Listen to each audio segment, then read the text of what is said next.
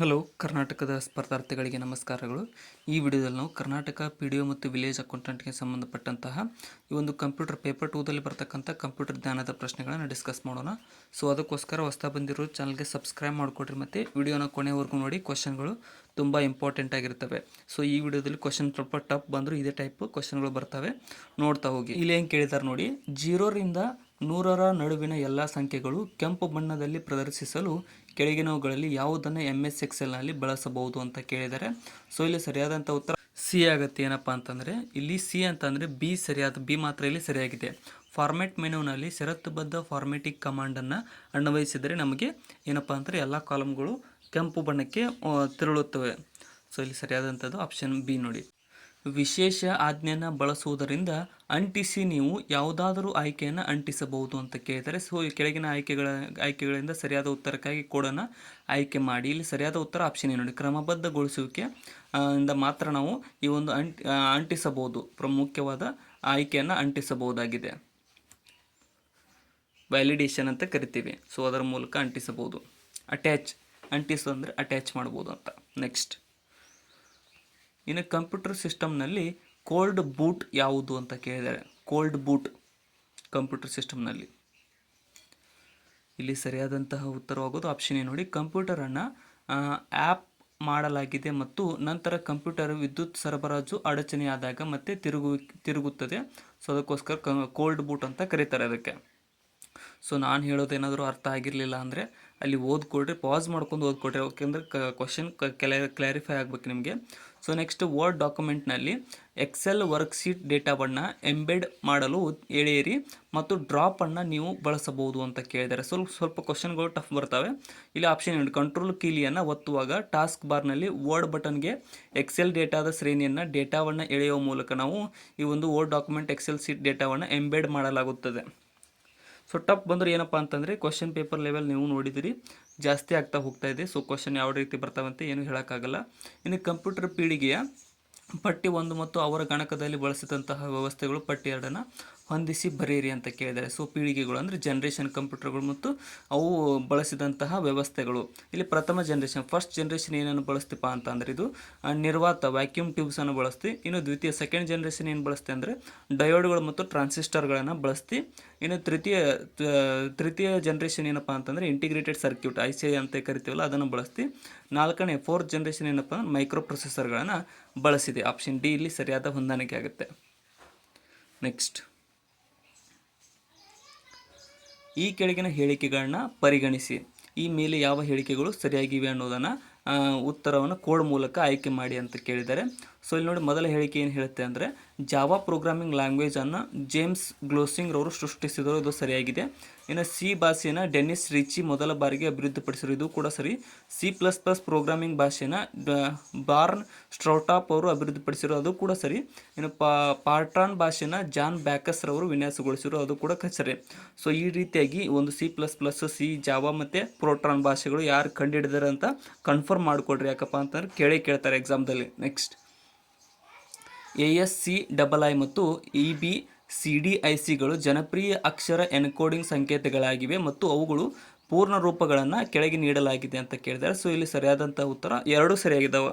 ಏನಪ್ಪ ಅಂದರೆ ASCII ಅನ್ನುವಂಥದ್ದು American standard code for information interchange ಅದರ ಫುಲ್ ಫಾರ್ಮ್, ಮತ್ತು EBCDICದು extended binary coded decimal interchange code ಅನ್ನೋದು ಅದು ಕೂಡ ಅದರ ಫುಲ್ ಫಾರ್ಮ್ ಆಗಿದೆ. ಎರಡು ಫುಲ್ ಫಾರ್ಮ್ ಇಲ್ಲಿ ಸರಿಯಾಗಿದ್ದಾವೆ. ಕ್ಲಾರಿಟಿ ಇರಲಿ ಕ್ವಶನ್ಗಳಲ್ಲಿ. ಸೊ ಇನ್ನೂ ಯಾರು ಸಬ್ಸ್ಕ್ರೈಬ್ ಮಾಡಿಲ್ಲ ಅಂತ ಸಬ್ಸ್ಕ್ರೈಬ್ ಮಾಡಿಕೊಡ್ರಿ. ನೆಕ್ಸ್ಟ್ ಕ್ವಶನ್ ನೋಡೋಣ ಬನ್ನಿ.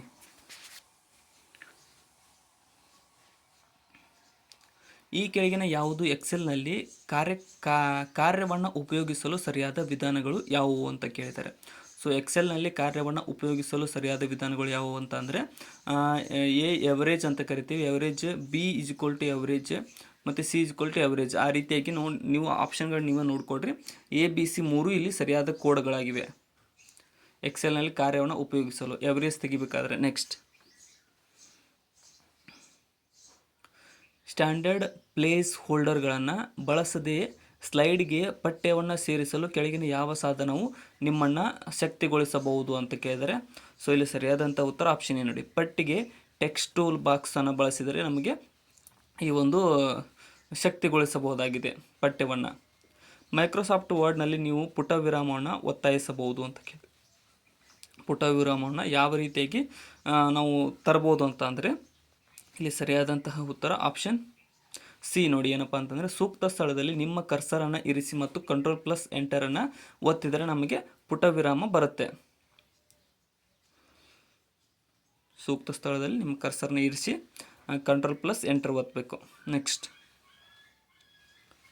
ಮುಂದಿನ ಹೇಳಿಕೆಗಳನ್ನ ಪರಿಗಣಿಸಿ ಈ ಮೇಲಿನ ಯಾವುದು ಸರಿಯಾಗಿದೆ ಅಂತ ಕೇಳಿದರೆ, ಸೊ ಮೊದಲ ಹೇಳಿಕೆನ ಫಾಂಟ್ ಡೈಲಾಗ್ ಬಾಕ್ಸನ್ನು ತೆರೆಯಲು ಶಾರ್ಟ್ಕಟ್ ಕೀಲಿ Ctrl+F ಅನ್ನೋದು ತಪ್ಪಾಗಿದೆ. ಇದು ಫಾಂಟ್ ಡೈಲಾಗ್ ಬಾಕ್ಸನ್ನು ತೆರಿಬೇಕಂದ್ರೆ Ctrl+D ಒತ್ತಬೇಕಾಗತ್ತೆ. ಮತ್ತು ಸೆಂಟರ್ಗೆ ಶಾರ್ಟ್ಕಟ್ ಕೀ ಆಯ್ದೆ ಪಟ್ಟವನ್ನು ಸರಿ ಹೊಂದಿಸೋದು Ctrl+E ಅನ್ನು ಒತ್ತೀವಿ.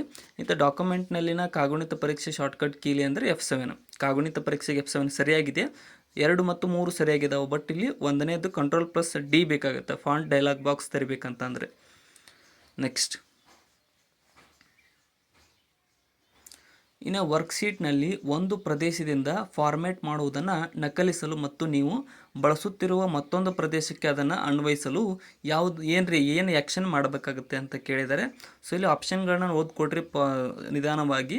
ಸರಿಯಾದಂತಹ ಉತ್ತರವಾಗುವುದಿಲ್ಲ ಆಪ್ಷನ್ ಡಿ ನೋಡಿ. ಏನಪ್ಪ ಅಂತಂದರೆ ಸ್ಟ್ಯಾಂಡರ್ಡ್ ಟೂಲ್ ಬಾರ್ನಲ್ಲಿನ ಸ್ವರೂಪ ಪೇಂಟರ್ ಬಟನ್ ಮೂಲಕ ನಾವು ಬಳಸುತ್ತಿರುವ ಮತ್ತೊಂದು ಪ್ರದೇಶಕ್ಕೆ ಅನ್ವಯಿಸಬಹುದು. ಏನಪ್ಪ ಅಂದರೆ ವರ್ಕ್ಶೀಟ್ನಲ್ಲಿ ಒಂದು ಪ್ರದೇಶದಿಂದ ಫಾರ್ಮ್ಯಾಟ್ ಮಾಡುವುದನ್ನು ನಕಲಿಸಲು ಅಂದರೆ ಕಾಪಿ ಮಾಡೋಕ್ಕೆ ಬರುತ್ತೆ. ನೀವು MS ಎಕ್ಸೆಲ್ನಲ್ಲಿ ಒಂದೇ ಶ್ರೇಣಿಯ ಕೋಶಗಳನ್ನು ಆಯ್ಕೆ ಮಾಡಬಹುದು ಇದರಿಂದ. ಸೊ ಒಂದೇ ಲೆವೆಲ್ದ ಇವನ್ನ ಯಾವ ರೀತಿ ಆಯ್ಕೆ ಮಾಡ್ಬೋದು ಅಂತಂದರೆ ಆಪ್ಷನ್ ಡಿ ನೋಡಿ. ಅಪೇಕ್ಷಿತ ಕೋಶಗಳ ಮೇಲೆ ಎಳೆಯುವುದರ ಮೂಲಕ ನಾವು MS ಎಕ್ಸೆಲ್ನಲ್ಲಿ ಒಂದೇ ಶ್ರೇಣಿಯ ಕೋಶಗಳನ್ನು ಆಯ್ಕೆ ಮಾಡಬಹುದಾಗಿದೆ. ಭೌತಿಕ ಚಾನಲ್ಗಳನ್ನು ಅನೇಕ ತಾರ್ಕಿಕ ಚಾನಲ್ಗಳಾಗಿ ವಿಭಜಿಸುವ ವಿಧಾನದಿಂದಾಗಿ ಹಲವಾರು ಸ್ವತಂತ್ರ ಕ್ಷೇತ್ರಗಳನ್ನು ಏಕರೂಪವಾಗಿ ಪ್ರಸರಣ ಮಾಡುವುದನ್ನು ಹೀಗೆನ್ನಲಾಗುತ್ತದೆ ಅಂತ ಕೇಳಿದರೆ, ಸೊ ಇಲ್ಲಿ ಆಪ್ಷನ್ ಸಿ ನೋಡಿ, ಮಲ್ಟಿಪ್ಲೆಕ್ಸಿಂಗ್ ಅಂತ ಕರೀತಾರೆ. ಇದಕ್ಕೆ ಮಲ್ಟಿಪ್ಲೆಕ್ಸಿಂಗ್. ನೆಕ್ಸ್ಟ್ ಅಂದರೆ ಬೇರೆ ಬೇರೆ ಸ್ಕ್ರೀನ್ಗಳಲ್ಲಿ ಆ್ಯಡ್ ಮಾಡೋದಕ್ಕೆ. ಕೆಳಗಿನ ಯಾವ ಹೇಳಿಕೆಯು ನಿಜ ಅಲ್ಲ ಅಂತ ಕೇಳಿದರೆ, ಸೊ ಮೊದಲ ಹೇಳಿಕೆ ಏನು ಹೇಳುತ್ತೆ ನೋಡಿ, ನೀವು ನೇರವಾಗಿ ಪಠ್ಯವನ್ನು ಪವರ್ ಪಾಯಿಂಟ್ ಸ್ಲೈಡ್ನಲ್ಲಿ ಟೈಪ್ ಮಾಡಬಹುದು, ಆದರೆ ಪಠ್ಯಪಟ್ಟಿಗೆ ಟೈಪ್ ಮಾಡುವುದು ಹೆಚ್ಚು ಅನುಕೂಲಕರವಾಗಿದೆ ಅನ್ನೋದು ಇಲ್ಲಿ ತಪ್ಪಾಗುತ್ತೆ. ಆಪ್ಷನ್ ಏನು ಇಲ್ಲಿ ತಪ್ಪಾದನ್ನ ನಮಗೆ ಬೇಕಾಗಿರತಕ್ಕಂಥ ಆಪ್ಷನ್ ಎ ಆಗುತ್ತೆ. ಇನ್ನು 3 ಹೇಳಿಕೆಗಳು ಸರಿಯಾಗಿದ್ದಾವೆ. ಸ್ವಲ್ಪ ಪಾಸ್ ಮಾಡ್ಕೊಂಡು ಓದ್ಕೊಡ್ರಿ ನೀವೇ ಮಿಕ್ಕಿದ 3 ಹೇಳಿಕೆಗಳನ್ನು. ನೆಕ್ಸ್ಟ್ ಮೈಕ್ರೋಸಾಫ್ಟ್ ಪವರ್ ಪಾಯಿಂಟ್ನಲ್ಲಿ ಇನ್ಸರ್ಟ್ ಪಿಕ್ಚರ್ ಮೆನುವಿನಲ್ಲಿ ಲಭ್ಯವಿರುವಂತಹ 100 ಆಯ್ಕೆಗಳು ಯಾವುವು? ಇಲ್ಲಿ ಸರಿಯಾದಂತಹ ಉತ್ತರವಾಗುವುದು ಆಪ್ಷನ್ ಸಿ ನೋಡಿ. ಕ್ಲಿಪ್ ಆರ್ಟ್ ಫೈಲ್ನಿಂದ ಆಟೋ ಶೇಪಸ್ ಅನ್ನುವಂಥದ್ದನ್ನು ನಾವು ಪಿಕ್ಚರ್ ಮೆನುವಿನಲ್ಲಿ ಲಭ್ಯವಿರುವ 3 ಆಯ್ಕೆಗಳಾಗಿವೆ. ಕ್ಲಿಪ್ ಆರ್ಟ್ ಇರುತ್ತೆ, ಫೈಲ್ನಿಂದ ಅಂತ ಇರುತ್ತೆ, ಆಟೋ ಶೇಪ್ಸ್ ಇರುತ್ತೆ. ಮೈಕ್ರೋಸಾಫ್ಟ್ ಪವರ್ ಪಾಯಿಂಟ್ನಲ್ಲಿ ಮೋಷನ್ ಪಾತ್ ಎಂದರೆ ಏನು? ಮೋಷನ್ ಪಾತ್ ಅಂತ ಅಂದರೆ ಏನು? ಇಲ್ಲಿ ಸರಿಯಾದ ಉತ್ತರ ಆಪ್ಷನ್ ನೋಡಿ. ಸ್ಲೈಡ್ ಮೇಲೆ ಐಟಮ್ಗಳನ್ನು ಸೇರಿಸಲು ಒಂದು ಮಾರ್ಗ ಇದು ಮೈಕ್ರೋಸಾಫ್ಟ್ ಮೋಷನ್ ಪಾತ್ ಅಂತ ಅಂದರೆ. ಶಿಫ್ಟ್ ಕೀಲಿಯನ್ನು ಹಿಡಿದಿಟ್ಟುಕೊಂಡು ಮತ್ತು ಪ್ರತಿಬಿಂಬವನ್ನು ತಿರುಗಿಸುವುದು. ಇದು ತಿರುಗುವುದು ಈ ತಂತುಗಳಿಂದ. ಇಲ್ಲಿ ಆಪ್ಷನ್ ಬಿ ನೋಡಿ, ಇದು 15 ಡಿಗ್ರಿವರೆಗೆ ತಿರುಗ್ತಾ ಹೋಗುತ್ತೆ. ನೆಕ್ಸ್ಟ್ ಅಲ್ಗೋರಿದಮ್ಗಾಗಿ ಸರಾಸರಿ ಪ್ರಕರಣ ಸಂಕೀರ್ಣತೆಯು ಯಾವುದು ಅಂತ ಕೇಳ್ತಾರೆ. ಸೊ ಅಲ್ಗೋರಿದಮ್ನಲ್ಲಿ ಸರಾಸರಿ ಪ್ರಕರಣ ಸಂಕೀರ್ಣತೆ ಇಲ್ಲಿ ಆಪ್ಷನ್ ನೋಡಿ, ಹೀನ ಪ್ರಕರಣಕ್ಕಿಂತಲೂ ವಿಶ್ಲೇಷಿಸಲು ಹೆಚ್ಚು ಸಂಕೀರ್ಣವಾಗಿದೆ ಸರಾಸರಿ ಪ್ರಕರಣ ಸಂಕೀರ್ಣತೆ. ಇನ್ನು ಲಿಂಕ್ ಪಟ್ಟಿಗಳು ಅತ್ಯುತ್ತಮವಾಗಿರುವುದು ಇದಕ್ಕಾಗಿ. ಲಿಂಕ್ ಪಟ್ಟಿಗಳು ಯಾವುದಕ್ಕಾಗಿ ಅತ್ಯುತ್ತಮವಾಗಿರುತ್ತವೆ? ಸರಿಯಾದ ಉತ್ತರ ಆಪ್ಷನ್ ಬಿ ನೋಡಿ. ರಚನೆಯ ಗಾತ್ರ ಮತ್ತು ರಚನೆಯ ಮಾಹಿತಿಯಲ್ಲಿನ ನಿರಂತರವಾಗಿ ಬದಲಾಗುತ್ತಿರುತ್ತವೆ, ಅದಕ್ಕೋಸ್ಕರ ಲಿಂಕ್ ಪಟ್ಟಿಗಳು ಅತ್ಯುತ್ತಮವಾಗಿ ಕಾಣುತ್ತವೆ. ಈ ಕೆಳಗಿನ ಮೆಮೊರಿ ನೆನಪುಗಳಲ್ಲಿ ಯಾವುದು ಕಡಿಮೆ ಪ್ರವೇಶ ಸಮಯವನ್ನು ಹೊಂದಿದೆ?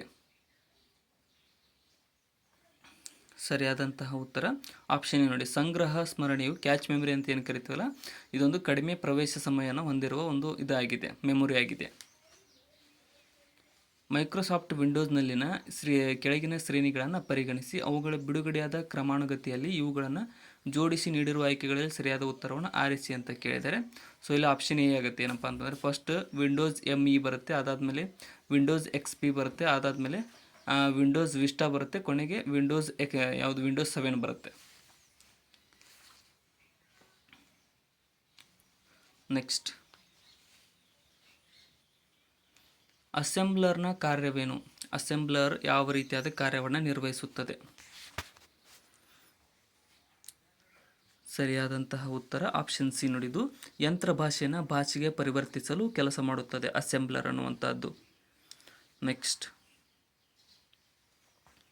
ಕೆಳಗಿನ ಹೇಳಿಕೆಗಳನ್ನ ಪರಿಗಣಿಸಿ. ಮೊದಲ ಹೇಳಿಕೆ ಏನಾಯ್ತು ನೋಡಿ, MS ವರ್ಡ್ನಲ್ಲಿನ ಗರಿಷ್ಠ ಜೂಮ್ ಶೇಕಡ 500 ಇದೆ ಅನ್ನೋದು MS ವರ್ಡ್ನಲ್ಲಿ ಸರಿಯಾಗಿದೆ. 500 ಗರಿಷ್ಠ ಶೇಕಡ ಇದೆ. MS ಎಕ್ಸೆಲ್ನಲ್ಲಿ ಗರಿಷ್ಠ ಜೂಮು 400 ಇದೆ, ಮತ್ತು MS ಪವರ್ ಪಾಯಿಂಟ್ ಗರಿಷ್ಠ ಜೂಮು ಶೇಕಡಾವಾರು 400 ಇದೆ. 3 ಹೇಳಿಕೆಗಳು ಇಲ್ಲಿ ಸರಿಯಾಗಿದ್ದಾವೆ.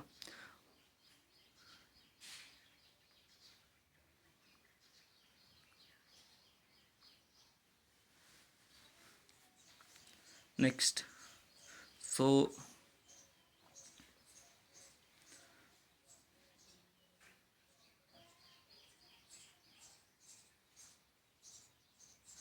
ಇಲ್ಲಿಗೆ ನಮ್ಮ ಇವತ್ತಿನ ಕಂಪ್ಯೂಟರ್ ನಾಲೆಜ್ ಪ್ರಶ್ನೆಗಳು ಮುಕ್ತಾಯಗೊಂಡಿದ್ದಾವೆ. ಕೊನೆಯವರೆಗೂ ನೋಡಿದ್ದಕ್ಕೆ ಎಲ್ಲರಿಗೂ ಧನ್ಯವಾದಗಳು.